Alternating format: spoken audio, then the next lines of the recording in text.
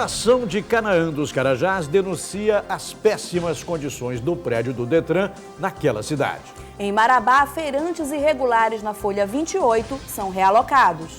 Servidores do IBAMA foram presos pela Polícia Federal em Marabá e região. Eu sou o Milton Faria. Eu sou Angélica Freitas e o Correio Notícias desta terça-feira já está no ar.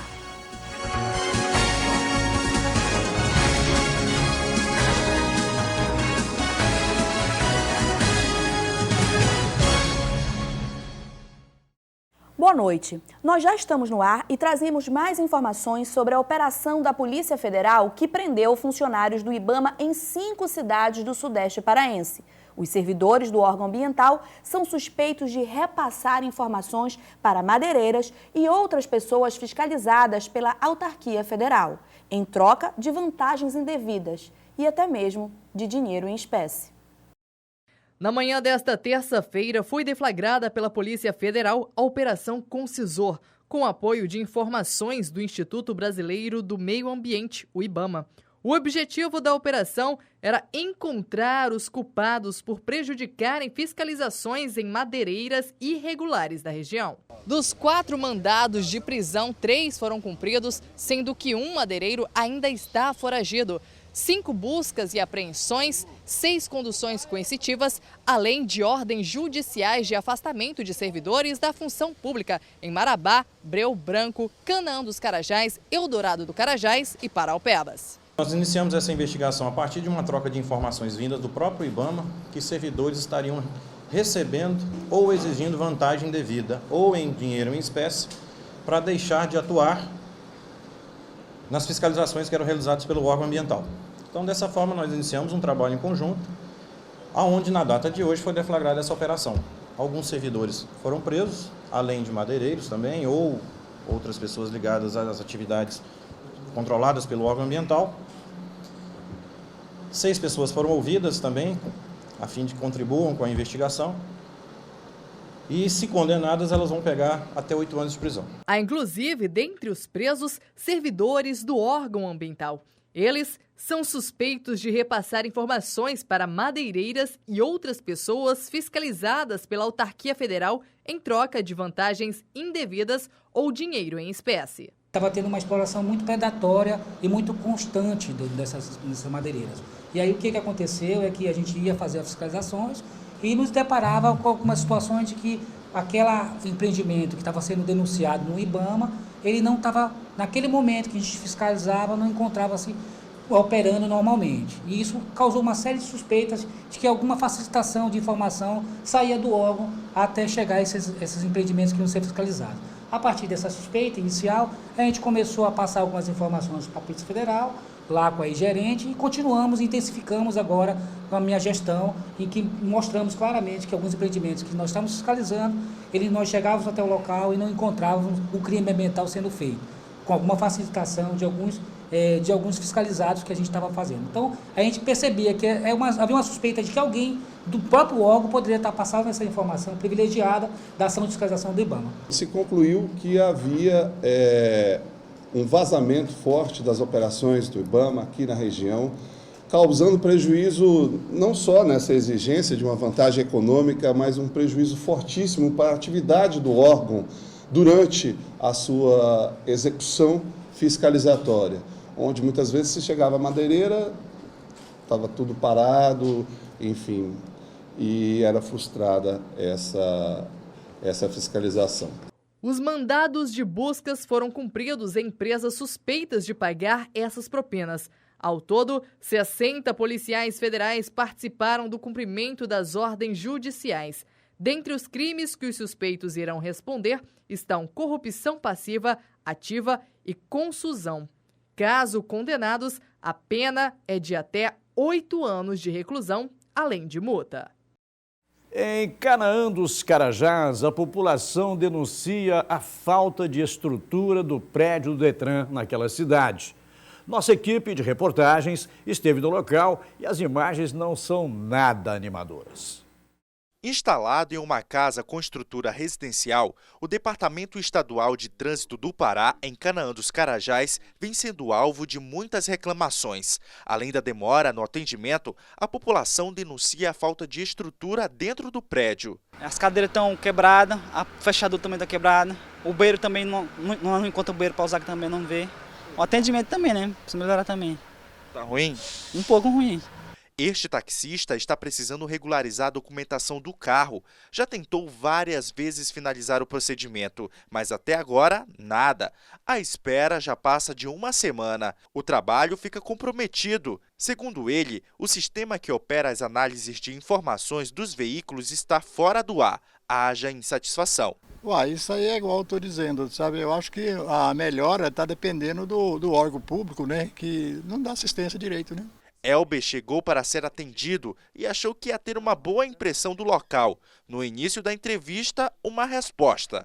Se ocorreu isso aqui, eu não estou sabendo, né? Às vezes que eu já vim aqui, todas as vezes tem ar, tem água, tratamento bom.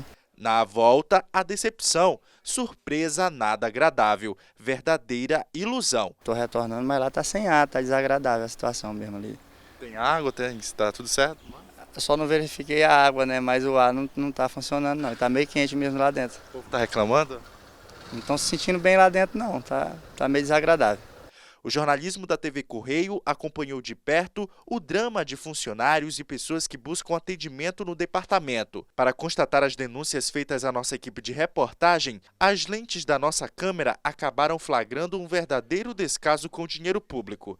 Os problemas começam logo na entrada. A fechadura da porta está quebrada e foi substituída por um arame. Não há lâmpadas e o ambiente é escuro. A televisão não funciona. O ar-condicionado não existe. É preciso abrir as janelas para amenizar o calor. A nossa equipe de reportagem tentou falar com a direção do departamento, mas ela não quis nos atender. Feirantes que ocupavam de forma irregular calçada na Folha 28 foram realocados pela Prefeitura. Agora, eles ocupam um novo espaço com uma estrutura adequada. Já em novo ambiente, bem mais organizado e melhor para trabalhar, a preocupação agora é com as dívidas que foram geradas na construção do local. Eles mesmos compraram o material e contrataram a mão de obra. E outra coisa é que ninguém recebeu nenhuma ajuda para construção, Olha para tu ver, ó, tá aí, eu ainda estou terminando ainda de fazer, tivemos que mudar as pressas, não terminamos de fazer ainda. Eu acho que o mal mesmo é nós não termos uma ajuda de ninguém. Nós estamos gastando aquilo que não tem para construir. Os feirantes deixaram o antigo local no último dia 29. Nesse novo ambiente, terão que pagar aluguel de R$ 500 mensais por barraca. Segundo os feirantes, o contrato de locação do local com o proprietário é de 1 ano, com possibilidades de renovação. Porque ele disse que ele alega porque está no meio da rua, nas calçadas. Mas quantos anos tem de emancipação tem o Marabá? 102 anos de emancipação. Qual é o lugar público que tem aqui um espaço para esse tipo de gente? Nenhum, moça. Não tem um calçadão bem organizado, não tem um mercado bonito, não tem nada. Conversamos com Túlio Rosimiro, do Departamento de Postura, que fez um apanhado dos trabalhos que vêm sendo realizados nesse sentido em Marabá. A Prefeitura doou alguns aterros, fez a terraplanagem para eles mudarem e tinha dado prazo para ele até semana passada, não tinha sido cumprido esse prazo ainda. Eu dei o prazo até segunda-feira, que era hoje.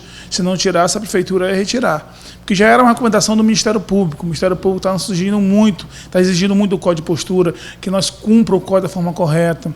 Aproveitando o ensejo, Túlio aborda também a situação dos feirantes que ocupavam a Getúlio Vargas na Marabá Pioneira e hoje estão na Praça Duque de Caxias. Ainda não tem local definido ainda a Prefeitura está definindo o local para poder ser remanejado novamente. Por enquanto, vamos ficar lá até tomar essa decisão primeiro. A gente decisão tomou, o Tião que ainda vai falar sobre esse assunto ainda, e o Tião não conversou comigo ainda. Está sendo planejado uma ação para lá sim, mas nos feirantes, por enquanto, ele pode ficar preocupado que eles vão ficar lá no momento.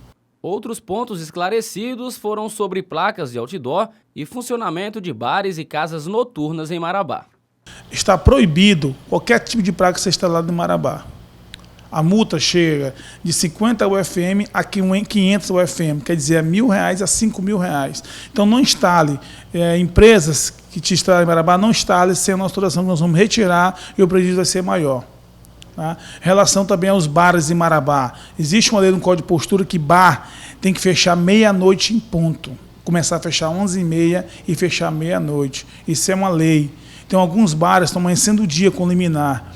E essa semana o Ministério Público está nos chamando para conversar sobre essas liminares, o que é bar, o que é boate. Isso vai dar uma repercussão muito grande, porque muitos bares vão ser fechados ou eles têm que fechar meia-noite em pronto. No próximo bloco você vai conferir. A população reclama de manilhas que estão colocadas na Orla Sebastião Miranda por conta da reforma que está sendo realizada no local. É daqui a pouquinho.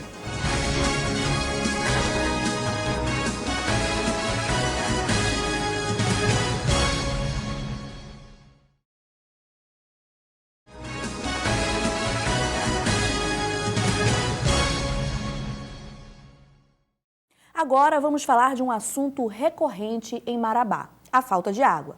Após várias interrupções no abastecimento, a população teve que lidar com mais um rompimento de adutora na última quinta-feira, 26. A Cozampa garante que a situação foi resolvida no último domingo. Segundo a engenheira sanitarista da estatal, Ângela Raiol, foi preciso trocar toda a tubulação danificada para regularizar o abastecimento de água nos núcleos Nova Marabá e Cidade Nova. Ângela garantiu que agora o sistema está seguro e abastecendo cerca de 100 mil pessoas que dependem da água da companhia. Milton, isso aí é um assunto muito preocupante e a gente espera, de fato, que o problema esteja resolvido. Na verdade, a Companhia de Saneamento do Pará, em todos os municípios que ela atua no estado do Pará, e eu estou incluindo a capital Belém do Pará, infelizmente os problemas são recorrentes por falta de investimentos. Vamos tomar como exemplo Marabá.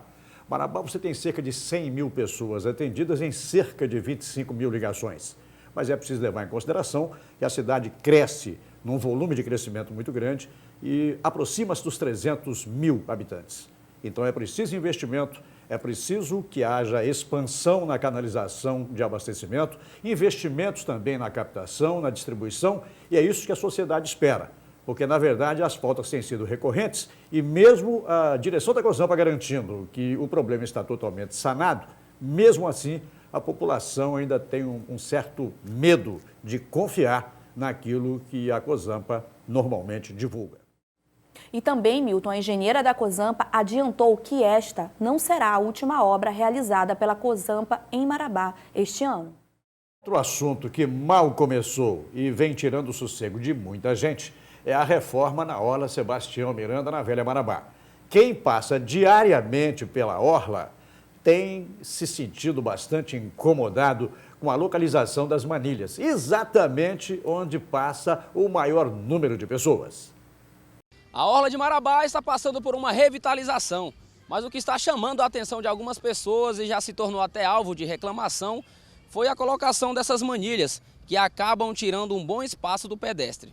Um dos cartões postais da cidade e o mais frequentado, sem sombra de dúvidas, é a Orla Sebastião Miranda, na Marabá Pioneira, um local belíssimo e perfeito para passear com a família ou até mesmo fazer caminhadas. Mas o que está incomodando algumas pessoas é a colocação das manilhas, que servirão como canteiro de plantas exatamente onde passa um maior número de pessoas. Eu acho um trabalho desnecessário, cara, porque isso aqui já foi colocado antes. Fizeram plantação aí, morreu por falta de zelo, a equipe não dava assistência. Então eu acho um desperdício de dinheiro isso aqui. Em prova disso, tá os canteiros aqui cheios de mato, outros tudo morto ali. Então, para mim não tem serventia nenhuma. Isso é mais um dinheiro jogado fora. Embora a gestão está trabalhando muito, mas esse trabalho eu vejo ele como desnecessário para a população. E ainda mais que tira o espaço de trafegar uma cadeira de roda, patinhos, outras coisas mais. A colocação das manilhas faz parte do trabalho de revitalização da orla, incluindo as quadras esportivas no bairro Santa Rosa, e está orçado em R$ 963.754,23, cuja ordem de serviço foi assinada dia 2 de agosto desse ano, com o prazo de entrega de 150 dias, desde que ocorreu a assinatura. Tirou um pouco do espaço do pessoal que anda, que faz caminhada, que anda de patins. E aí, já é dificultoso pra gente pelo fato de ter o canteiro, o banco. E aí a gente tem que sair fazendo zigue-zague para desviar das pessoas, para desviar dos canteiros, do banco e ainda colocaram mais uma coisa que dificultou mais a gente a andar, a passear, a fazer caminhada, enfim. E à noite o fluxo de pessoas é bem maior, ainda dificulta mais. Sim, e assim, pelo menos agora não tem muita gente, mas à noite isso aqui fica muito cheio. Então, para quem anda de patins, até mesmo para o pedestre que tá passeando, dificulta muito. Tentamos falar com o secretário de Postura, o qual disse à nossa equipe de reportagem que não está autorizado a falar sobre o caso. Em Tucuruí, 3 mandados de prisão são cumpridos em operação relacionada com o assassinato do prefeito daquela cidade, morto em 25 de julho passado. Entre eles, acreditem, a mãe do atual prefeito. Após 3 meses de investigação, a Polícia Civil realizou uma operação para cumprimento de mandados de prisão temporária, condução coercitiva e de busca e apreensão, ambos relacionados com o assassinato brutal do prefeito de Tucuruí, Jones William da Silva Galvão, de 42 anos, ocorrido em 25 de julho deste ano, quando o gestor visitava uma obra de tapa-buraco na estrada do aeroporto. Cerca de 50 policiais participaram da operação, que chamou a atenção de muitas pessoas que fizeram questão de acompanhar o caso em frente à Superintendência Regional do Lago de Tucuruí. De acordo com o delegado-geral, Rilmar Firmino, foram realizadas apenas 3 prisões temporárias. 3 mandados de prisão, que foi do empresário, até construtor aqui na cidade, Marlon Frank Possebon, do Paulo Ricardo Rodrigues, aliás, e do Gessivaldo Farias de Oliveira. Então, Gessivaldo Farias de Oliveira. Então, essas 3 pessoas, que nós levantamos na investigação, o Paulo Ricardo e o Gessivaldo participaram da logística, inclusive um deles esteve no local do crime com o Bruno. O Gessivaldo, ele comprou droga, levou droga para o Bruno antes do crime e também depois. Só que é uma pessoa que a gente chama, na nossa linguajar, de avião. Então a participação dele foi nesse sentido. Tanto antes como depois do crime teve esse contato e levou droga. E o Marlon Franco Possebon, que é empresário, e pelo que nós levantamos, ele teve uma participação que necessita de esclarecimentos mais profundos. Na ocasião, o delegado esclarece que o atual prefeito de Tucuruí, Arthur Brito, foi notificado para prestar depoimento. Nós notificamos o prefeito, o gestor municipal, a comparecer. Ele, de livre e espontânea vontade, compareceu. Não tem mandado de condição coercitiva para o gestor municipal, nem muito menos mandado de prisão preventiva temporária. Então, se alguém divulgou de forma equivocada, tinha uma notificação e ele compareceu de livre e espontânea vontade à notificação que a autoridade policial fez. Durante a operação foram cumpridos 8 mandados de condução coercitiva. As 8 pessoas que foram conduzidas coercitivamente, elas foram prestar esclarecimento, porque se faz necessário, dentro dos autos, a gente ouvir essas pessoas. Nós não podemos afirmar, de forma alguma, dizer que quem tem essas 8 pessoas, a autoridade policial necessitou da oitiva delas. E por isso que nós fizemos nós solicitamos o mandado de condução coercitiva. Tranquilos, o vereador Lucas Brito, irmão do atual prefeito, e a mãe dele chegaram à Superintendência Regional do Lago de Tucuruí e foi neste momento em que nossa equipe de reportagem foi agredida pela procuradora da Prefeitura Municipal. Toca a mão em mim. Sai daí que é seu nojento. Ora. Através desta operação, também foram cumpridos 13 mandados de busca e apreensão. Todo esse material apreendido será analisado, com o objetivo de chegar ao mandante do crime. No mês de outubro é comemorado os 500 anos da Reforma Protestante. Você sabe da importância desta data? Acompanhe na reportagem que você vê a seguir. Dia 31 de outubro de 1517, o monge Martinho Lutero pregou as 95 teses teológicas na porta da Catedral de Wittenberg, na Alemanha. O ato marcou o início do movimento que ficou conhecido no mundo inteiro como Reforma Protestante e gerou transformações em doutrinas que duram até hoje. Lutero contestava o poder do Papa quando o mundo queria discutir a separação entre a Igreja e o Estado. Neste mês de outubro de 2017, o ato de Lutero faz 500 anos. Essa data ela é um marco histórico.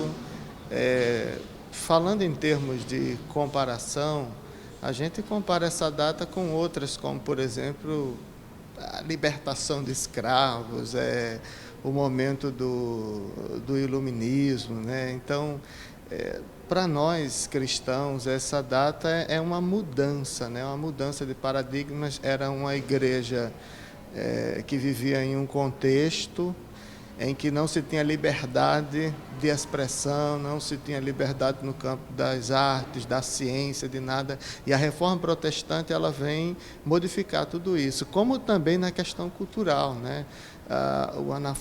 O analfabetismo era muito grande e a reforma, junto com ela, vem toda essa questão de escolas, universidades, tudo isso nasce a partir da Reforma Protestante. Pastor Saulo é professor do Seminário Betel Brasileiro, localizado no bairro Cidade Jardim. O seminário reúne pastores, professores e cristãos em geral, interessados em conhecer as histórias e debater as heranças deixadas pelo movimento religioso às igrejas cristãs. Os principais assuntos abordados aqui é a teologia sistemática, que é o corpo assim, do nosso curso, mas também tem questões históricas, né? Nós estudamos história da igreja, que são divididas em 4 disciplinas, 1, 2, 3, 4, como também as matérias de análise bíblica, introdução bíblica, homilética, hermenêutica, que são matérias que ajudam tanto a interpretar como transmitir as escrituras.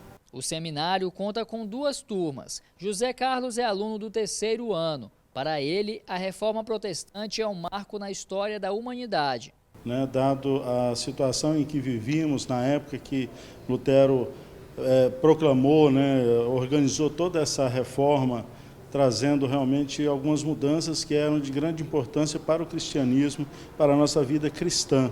E isso, logicamente, ao longo desses 500 anos, vem marcando toda a história da nossa igreja, do cristianismo. A história da Reforma Protestante virou até filme. Dirigido pelo autor Eric Thiel e lançado em 2013, Lutero retrata os principais acontecimentos políticos religiosos da vida de Martinho Lutero, que foi um monge agostiniano e professor de teologia alemão, autor das 95 teses que mudaram a história do cristianismo. O Correio Notícias vai ficando por aqui. Mais informações você acompanha no nosso portal Correio de Carajás e ao longo da nossa programação. Ficam aqui os nossos melhores agradecimentos pela sua audiência, pela sua boa companhia. Votos de uma boa noite. Amanhã, às 6h20 da tarde, voltamos a nos encontrar por aqui. Boa noite e até amanhã.